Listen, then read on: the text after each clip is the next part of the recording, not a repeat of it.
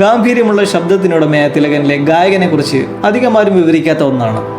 കുട്ടിക്കാലത്ത് വീട്ടിലെ റബലായിരുന്ന തിലകൻ വീട് വിട്ടിറങ്ങിയ ശേഷമുള്ള ചെയ്തികളിലെ ഒന്ന് തൻ്റെ രാഷ്ട്രീയ പാർട്ടികൾക്ക് വേണ്ടി പാട്ടുകൾ പാടുക എന്നുള്ളതായിരുന്നു.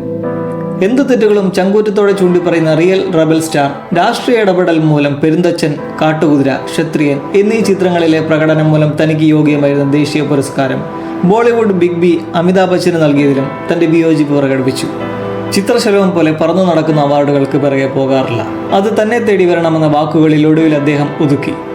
അങ്ങനെ സംസ്ഥാനത്തും രാജ്യത്തും നിന്നായി 10 ചിത്രശലഭങ്ങൾ അദ്ദേഹത്തിൻ്റെ കൈവിരലുകളിലേക്ക് പറന്നെത്തി.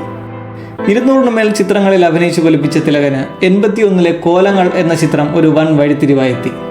ശേഷം പെരുന്തച്ചനിലൂടെയും മൂന്നാം പക്കത്തിലൂടെയും അഭിനയത്തിന്റെ പ്രായമായി വന്നതോടെ ജനങ്ങൾ കണ്ണു നിറഞ്ഞും രോമാഞ്ചത്താലും നിന്ന് കൈയടിച്ചപ്പോൾ അവിടെ ഫയം ഉടലെടുത്തു പല സൂപ്പർ താരങ്ങളിലും.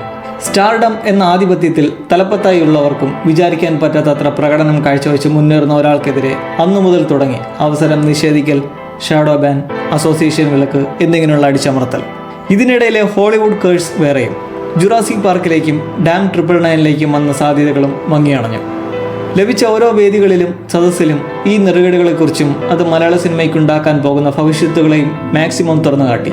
സ്റ്റാർ ഡോമിനേഷനിലുള്ള അടിമകളാകട്ടെ അത് എതിർത്തത് അദ്ദേഹത്തെ പ്രതിസ്ഥാനത്ത് നിർത്തിയും. ഒടുവിൽ ആഗ്രഹിച്ച ഒരു ഒടുക്കം ലഭിക്കാതെ വിട പറയേണ്ടി വന്നപ്പോൾ നഷ്ടപ്പെട്ടത് ഇന്ത്യൻ സിനിമയിൽ തന്നെ ഇക്കാലത്ത് വാഴ്ത്തപ്പെടേണ്ടിയിരുന്ന അഭിനയ കുലപതിയെ.